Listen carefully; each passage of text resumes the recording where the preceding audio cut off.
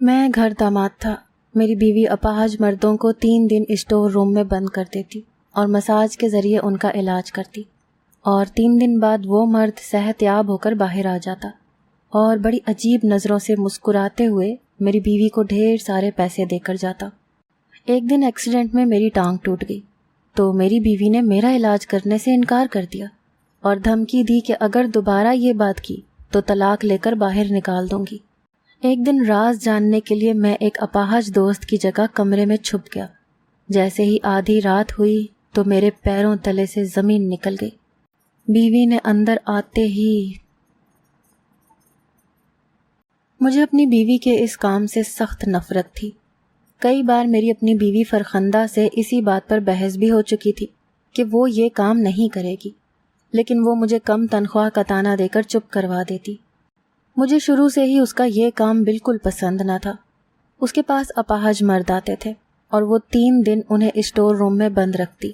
روز رات کو اور دن میں ان کے پاس جاتی اور مساج کرتی، اور جب کمرے سے باہر آتی تو پسینے سے شرابور ہوتی. اس کا تنفس بگڑا ہوا ہوتا، وہ پھولے ہوئے سانس بھر رہی ہوتی، اور اسٹور روم سے آتے ہی وہ واش روم میں چلی جاتی. پھر نہا کر واپس آتے ہی خوب ڈٹ کر کھاتی. میں یہ سب تماشا دیکھ کر پل پل مرتا تھا. وہ مساج کرتی تھی جس سے وہ مرد 3 دن میں ہی ٹھیک ہو جاتے اور وہ ڈھیر سارے پیسے میری بیوی کو دیتے. لیکن جن عجیب نظروں سے وہ میری بیوی کو دیکھتے تھے، میں شرم سے پانی پانی ہونے لگتا تھا. ایک عورت کا کسی مرد کو مساج کرنا، یہ سوچئے غیرت مرد مند پر بہت بڑی ذلت کا تماچا ہے جو میری بیوی میرے منہ پر روز مارتی تھی. میں مسلسل اذیت کا شکار تھا. میں جب بھی اسے منع کرتا تو وہ مجھ سے لڑنے لگتی، جھگڑنے لگتی. کہتی جتنے پیسے میں 3 دن میں کما لیتی ہوں تم وہ مہینے بھر میں بھی مجھے کما کر نہیں دیتے. میں نے کہا ٹھیک ہے، تمہیں اگر یہ کام کرنا ہے تو تم اپنی ماں کو بھی اپنے ساتھ بٹھا لیا کرو. میری بات پر فرخندہ گڑبڑا سی گئی، لیکن چچی کہنے لگی کہ یہ عمل کسی فقیر کی دعا ہے اور یہ عمل تنہا ہی کرنا ہوتا ہے ورنہ اثر زائل ہو جائے گا. میں بے حد پریشان رہنے لگا تھا. میں رات کا چوکی دار تھا، لیکن مجھے پوری رات بے چینی سی لگی رہتی کہ میری بیوی نہ جانے کس مرد کے ساتھ اسٹور روم میں کیا کر رہی ہوگی. اگر بیوی نیک اتوار کی مالک ہو تب بھی مرد اتنی بڑی بات کی اجازت اپنی بیوی کو نہیں دے سکتا. اور میری بیوی تو جب بھی میں اسے سمجھانے کی کوشش کرتا کہ تم میری تنخواہ پر ہی گزارا کرنا سیکھو تو میری ساس جو کہ میری چچی بھی تھی مجھ پر برسنے لگتی. کہتی کہ تم اس قابل ہو ہی نہیں کہ اتنے پیسے کما سکو جتنے میری بیٹی کما لیتی ہے. پھر وہ نیک کام کرتی ہے، اللہ نے اس کے ہاتھ میں شفا رکھی ہے. میں یہ سوچتا کہ یہ کیسی شفا رکھی ہے کہ مردوں کی مالش کرو اور پیسے کماؤ. نماز پڑھتے تو میں نے آج تک فرخندہ کو نہیں دیکھا تھا، پھر اس کے ہاتھ میں شفا کیسے تھی؟ اب تو میرے گھر کے باہر مردوں کا رش لگا رہتا تھا. نہ جانے وہ لوگ سچ میں اپاہج تھے یا بن کر آ رہے تھے. میری بیوی سب سے پہلے اس کا علاج کرنے کو تیار ہو جاتی جو اسے سب سے زیادہ پیسے دینے کی آفر کرتا. پھر وہ اسے اس اسٹور نما کمرے میں لے کر جاتی جس کمرے میں مجھے جھانکنے کی بھی اجازت نہیں تھی. میں نے رات کی نوکری چھوڑ کر دن کی چوکیداری کر لی کیونکہ میرا دل ہر وقت بے چین سا رہتا تھا. یہ خیال ہی میرا چین ختم کرنے کے لیے کافی تھا کہ میری بیوی رات کے وقت مساج کرتی ہے. ایک اجنبی مرد کا ایک عورت کے ساتھ خلوت میں ہونا ہی سب سے بڑے گناہ کو دعوت دینا تھا. پھر مساج. میرا نام امتیاز تھا. میرے والدین کا انتقال ہو چکا تھا تو چچا مجھے اپنے گھر لے گئے. میری چچی ایک سخت مزاج عورت تھی. میرے چچا رات میں چوکیداری کرتے تھے، اسی لیے رات بھر گھر پر نہیں ہوتے تھے. چچی کا رویہ میرے ساتھ بہت برا تھا. ان کی ایک ہی بیٹی تھی جس کا نام فرخندہ تھا. اس نے بھی اپنی ماں کا مزاج ہی پایا تھا.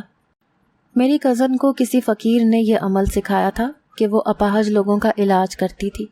مجھے ان کے علاج کرنے سے کوئی مسئلہ نہیں تھا، بس ان کے علاج کے طریقہ کار کچھ عجیب سا لگتا تھا.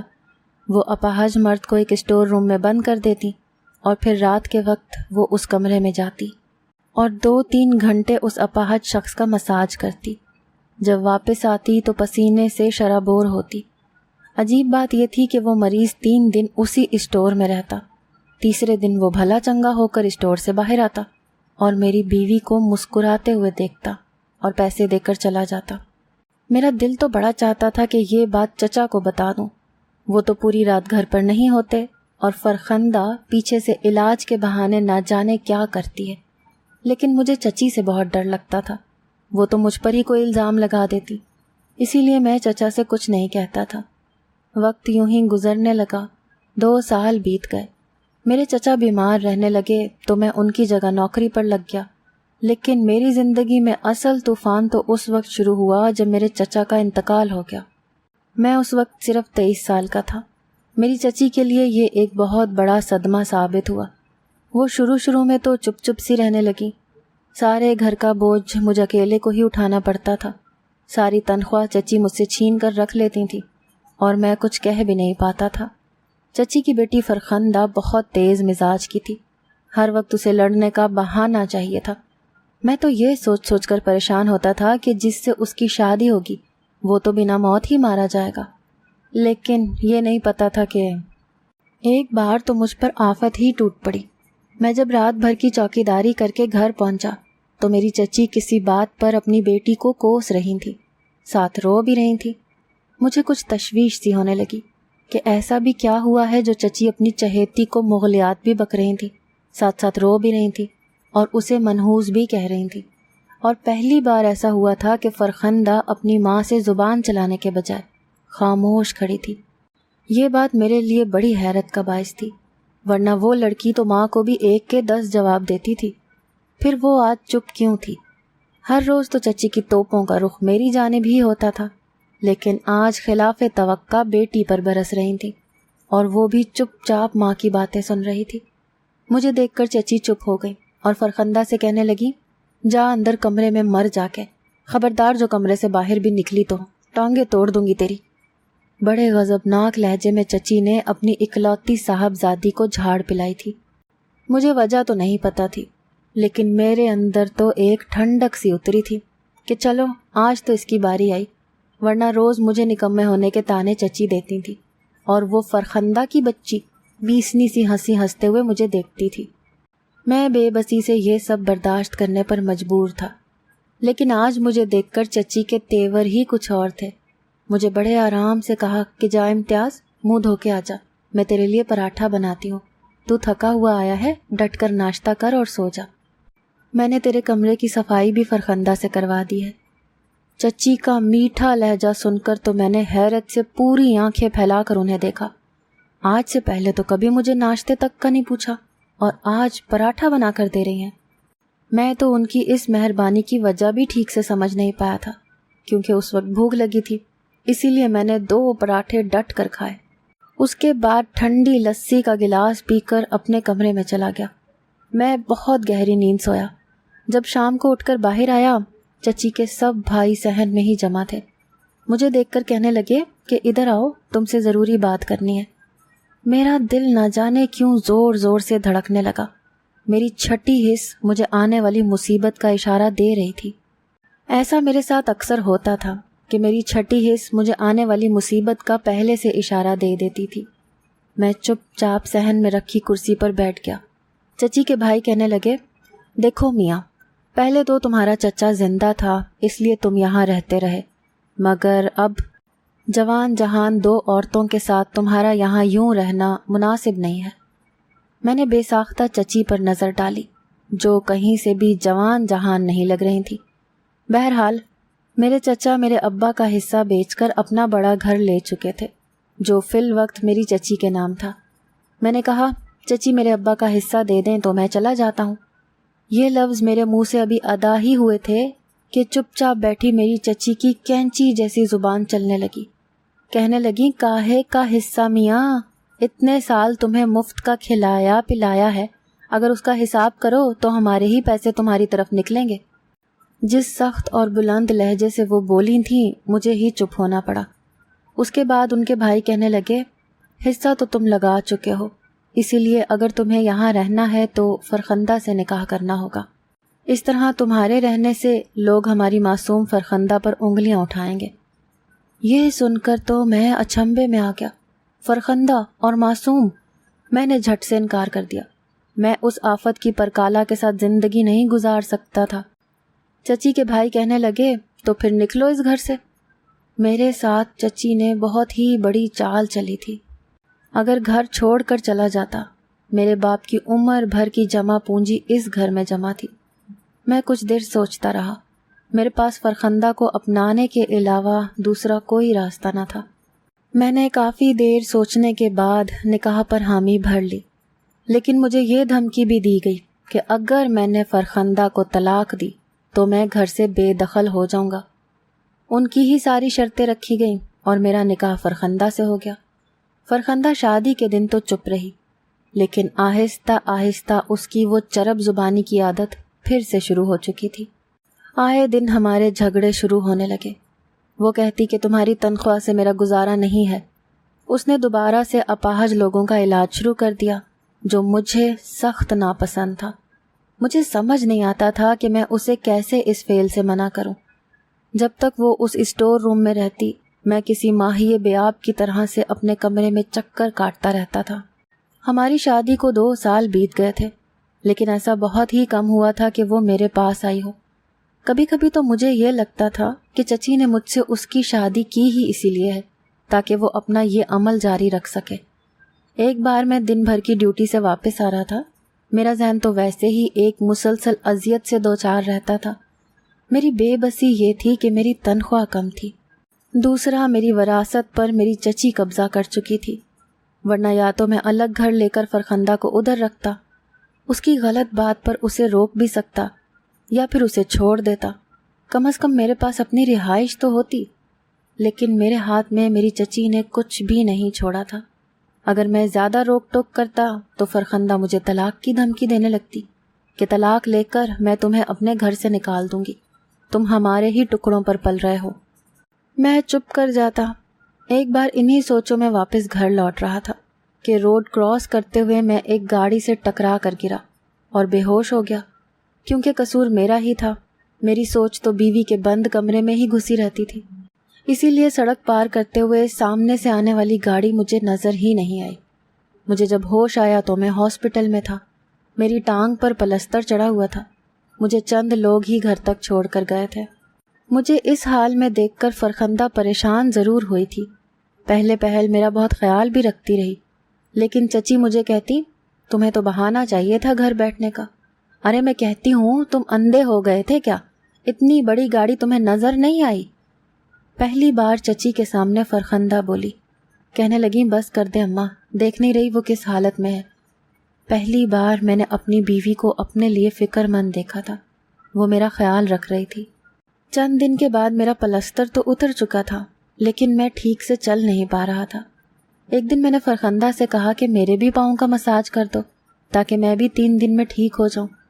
میری بات پر وہ گھبرا سی گئی، کہنے لگی میں دوسروں کا علاج کر کر کے اب تھک جاتی ہوں، تیرا مساج نہیں کر سکتی۔ مجھے یہ سن کر حیرت ہوئی۔ میں نے کہا کیوں؟ تم میرا مساج کیوں نہیں کر سکتی؟ غیروں کو شفا دے سکتی ہو تو مجھے کیوں نہیں؟ وہ مجھ سے نظریں چراتے ہوئے کمرے سے باہر نکل گئی۔ میرا شک تو اب یقین میں بدلنے لگا کہ وہ مساج کی آڑ میں کچھ غلط کام کرتی ہے۔ فرخندہ نے ایک مہنگے سے ڈاکٹر سے میرا علاج کروایا تھا، پیسہ بھی مجھ پر خوب خرچ کیا تھا، لیکن خود میرا علاج نہیں کیا تھا۔ مجھے اب بالکل بھی چین نہیں آتا تھا، کیونکہ میں نے اندازہ لگایا تھا کہ فرخندہ اتنی بھی بری نہیں ہے جتنا چچی اسے میرے ساتھ برا کرنے پر اکساتی تھی۔ ایک دن میں بیڈ پر ہی بیٹھا تھا جب فرخندہ میرے پاس سے اٹھ کر اسٹور روم میں جانے لگی۔ میں نے اس کا ہاتھ پکڑ لیا۔ میں نے کہا فرخندہ، میں تم سے بہت محبت کرنے لگا ہوں، تم نے میرا خیال رکھا ہے، میرا علاج بھی کروایا ہے، دیکھو تم یہ کام چھوڑ دو، تمہارا یہ کام مجھے چین نہیں لینے دیتا۔ کچھ دیر تو وہ مجھے جن نظروں سے دیکھ رہی تھی میں سمجھ نہیں پایا کہ مسئلہ کیا ہے۔ اس کی آنکھوں میں نمی سی تھی، ایک درد تھا، اذیت تھی، جیسے وہ خود بھی کسی تکلیف سے دوچار ہے۔ میرے پاس سے اٹھ کر چلی گئی اور مجھے پھر سے ایک اذیت میں ڈال گئی تھی۔ ایک بار میرے کانوں نے جو سنا وہ میرے لیے انہونی سی بات تھی۔ میں جب بھی لنگڑا کر چلتا تھا لیکن اپنے کام پر جانے لگا تھا۔ ایک بار میں ڈاکٹر کے پاس چیک اپ کروانے گیا تو وہاں میں نے فرخندہ اور چچی کو ایک لیڈی ڈاکٹر کے کمرے سے نکلتے دیکھا۔ فرخندہ کی رنگت پیلی پڑ چکی تھی، وہ حد درجہ نکاہت کا شکار تھی۔ ان کے جانے کے بعد میں اس لیڈی ڈاکٹر سے فرخندہ کے بارے میں دریافت کیا تو وہ کہنے لگی کہ وہ اپنا ابارشن کروانے آئی تھی۔ یہ سن کر مجھے بہت دکھ ہوا کہ پچھلے 2 سال سے میں یہی ایک دعا کر رہا تھا کہ وہ امید سے ہو جائے، تاکہ وہ مساج چھوڑ دے، اپنے گھر اور بچے میں لگ جائے، اور یہاں ایک گناہ کرنے آ پہنچی تھی۔ میرے ہی بچے کو مار چکی تھی۔ اسے دولت کی ہوس نے اتنا اندھا کر دیا تھا کہ اسے اولاد جیسی نعمت بھی نہیں چاہیے تھی۔ میں نے بھی خاموشی اختیار کر لی تھی، کیونکہ میں جانتا تھا کہ فرخندہ یہ کام نہیں چھوڑے گی جس کی خاطر اس نے ایک عورت ہوتے ہوئے اپنے بچے کا قتل کر دیا تھا۔ وہ کبھی یہ کام نہیں چھوڑ سکتی۔ میں نے بھی خاموشی اختیار کر لی تھی، کیونکہ میں جانتا تھا کہ فرخندہ یہ کام نہیں چھوڑے گی۔ لیکن ایک بار جو میرے کانوں نے سنا مجھے ایک نئی آزمائش میں ڈال گیا تھا۔ رات کے کسی پہر میری آنکھ باتوں کے شور سے کھلی۔ میں اٹھ کر بیٹھ گیا۔ میں نے دیکھا تو فرخندہ میرے پاس نہیں تھی۔ میں اٹھ کر کمرے سے باہر آیا تو وہ اپنی ماں کے کمرے میں تھی۔ اس کے لڑنے کی آوازیں آ رہی تھیں۔ جو باتیں وہ اپنی ماں سے کر رہی تھی مجھے اپنے کانوں پر یقین نہیں آ رہا تھا۔ میں واپس اپنے کمرے میں آ گیا۔ اگلے روز میں نے اپنے دوست سے مدد مانگی، کیونکہ سچائی کچھ اور تھی۔ جو میں اب تک سمجھ رہا تھا وہ شاید غلط تھا۔ مجھے اب حقیقت کا پتہ لگانا تھا جو فرخندہ مجھے بتانے کو تیار نہیں تھی، اور جو باتیں میں نے اس رات سنی تھیں وہ بہت الجھی ہوئی سی تھی، لیکن کہیں کچھ تو گڑبڑ تھی۔ پہلے تو وہ میری بات سن کر پریشان سا ہو گیا۔ کہنے لگا مجھے سمجھ نہیں آ رہا، بات تمہاری بیوی کی ہے جو میری بھابھی لگتی ہے، میں اس کے ساتھ کیسے؟ وہ کچھ تذبذب کا شکار ہونے لگا۔ میں نے کہا رات کو تمہاری جگہ میں وہاں موجود ہوں گا، بس مجھے سچائی جاننی ہے۔ وہ تھوڑی سی کوشش کے بعد میری بات ماننے پر تیار ہو گیا۔ پھر وہ میرے گھر ایک اپاہج بن کر آیا اور میرے اسٹور روم میں بند تھا۔ میں رات کو اسی اسٹور میں چلا گیا اور فرخندہ کو کہا کہ رات کی ڈیوٹی پر جا رہا ہوں۔ میں نے اسٹور میں جا کر اپنے دوست کو باہر نکال دیا اور کہا کہ وہ گھر سے باہر چلا جائے، اور خود میں اسٹور میں بچھی چارپائی پر لیٹ گیا اور لحاف منہ تک تان لیا۔ کچھ ہی دیر کے بعد فرخندہ اسٹور روم میں آئی، اسٹور کی لائٹ جلائی۔ میرا دل بہت زور سے دھڑکا تھا۔ پھر مجھ سے کہنے لگی کہ صاحب لائٹ جلی رہنے دوں کہ بند کر دوں؟ میں نے کہا کہ بند کر دو۔ یہ بات میں نے اپنی آواز بدل کر کہی تھی۔ اس نے اسٹور میں لائٹ بجھا دی اور میری چارپائی پر آ کر لیٹ گئی۔ میں یوں تھا کہ کوئی بے جان وجود۔ مجھے میرے سارے سوالوں کے جواب مل گئے تھے۔ یہ آشنائی اس اذیت سے زیادہ تھی جو میں پچھلے 2 سال سے سہ رہا تھا۔ میری آنکھوں سے آنسو بہنے لگے تھے۔ مجھے ایک چھوٹی سی امید تھی کہ شاید وہ واقعی مساج کر کے علاج کرتی ہوگی، یا شاید میں شادی کے بعد فرخندہ سے محبت کرنے لگا تھا۔ وہ زبان کی تیز تھی لیکن مجھے کبھی بھی بد کردار نہیں لگی تھی۔ شاید اسی لیے میں خود کو ایک جھوٹی تسلی دیتے ہوئے زندہ تھا۔ روز میرے ذہن میں ایسے ہی خیالات آتے تھے جو میری جان نکالتے تھے، اور میں روز خود کو ایک جھوٹی تسلی دے کر بہلاتا تھا۔ لیکن آج تو وہ جھوٹی تسلی بھی دم توڑ چکی تھی۔ میں اٹھ کر بیٹھ گیا اور چارپائی سے بھی کھڑا ہو گیا۔ میں نے اسٹور کی لائٹ جلا دی۔ مجھے دیکھ کر فرخندہ کے ہوش اڑ گئے۔ وہ مجھے بڑی بے یقینی سے دیکھ رہی تھی۔ میں اس کے پاس جا کر بیٹھا تو وہ مجھ سے نظریں چرانے لگی۔ میں نے کہا تو یہ علاج کرتی ہو تم؟ یہ شفا ہے تمہارے ہاتھ میں؟ تمہیں شرم نہیں آئی فرخندہ اتنا کبھی گناہ کرتے ہوئے؟ جانتی ہو زناکاری کے بارے میں ہمارا دین اسلام کیا کہتا ہے؟ شادی شدہ مرد اور عورت زنا کریں تو دونوں کو سنگسار کر دو۔ یہ اللہ کی طرف سے سزا ہے۔ زانی ایمان کی حالت میں زنا نہیں کرتا، یعنی جب وہ زنا کرتا ہے تو ایمان سے خالی ہو جاتا ہے۔ رسول اکرم صلی اللہ علیہ وآلہ وسلم سے بڑے گناہوں کے بارے میں پوچھا گیا تو آپ صلی اللہ علیہ وآلہ وسلم نے فرمایا ہمسائے کی بیوی سے زنا کرنا۔ تم بتاؤ میں تمہارے ساتھ کیا سلوک کروں؟ تم نے تو اس گناہ کی خاطر میرے بچے تک کو مار ڈالا۔ میرے آنسو بہنے لگے تھے۔ کہتے ہیں مرد میں ضبط عورت سے زیادہ ہوتا ہے، وہ بڑی سے بڑی مشکل پر بھی روتا نہیں ہے، لیکن جس اذیت سے میں گزر رہا تھا میں رو رہا تھا۔ رو تو وہ بھی رہی تھی۔ مجھے یاد آنے لگا کہ اس رات وہ چچی سے اسی بات پر لڑ رہی تھی کہ وہ مجھے اور دھوکہ نہیں دے سکتی، کیونکہ وہ مجھ سے محبت کرنے لگی ہے، گناہ نہیں کرے گی، لیکن چچی اسے کہہ رہی تھی کہ بکو مت، وہ تمہیں چھوڑ کر کہیں نہیں جا سکتا، جو کام تم کر رہی ہو وہ کوئی گناہ نہیں ہے، پیسہ کمانے کا ذریعہ ہے۔ فرخندہ کہنے لگی، میری ماں کا لالچی پیٹ بھرتے بھرتے میں تھک چکی ہوں امتیاز، لیکن اس کا پیٹ ہے کبھی بھرتا ہی نہیں ہے۔ ابا رات کو چوکیداری کی نوکری کرتے تھے اور اماں غیر مردوں کو بلا لیا کرتی تھیں، مجھے ایک الگ کمرے میں سلا دیتی تھیں اور خود کو گناہوں کی نظر کر دیتی تھیں۔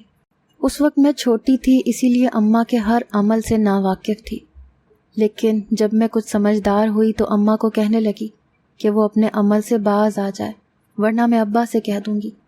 لیکن میری اس بات پر میری ماں مجھے مار مار کر زخمی کر دیتی۔ پھر تم ہمارے گھر رہنے لگے تو اماں کا یہ کام بند ہو گیا، کیونکہ تم گھر پر ہی رہتے تھے۔ میری زبان اپنی ماں پر اسی وجہ سے دراز ہوئی تھی کیونکہ وہ غلط کاری کرتی تھی، میں اس سے اسی بات پر لڑنے لگی تھی۔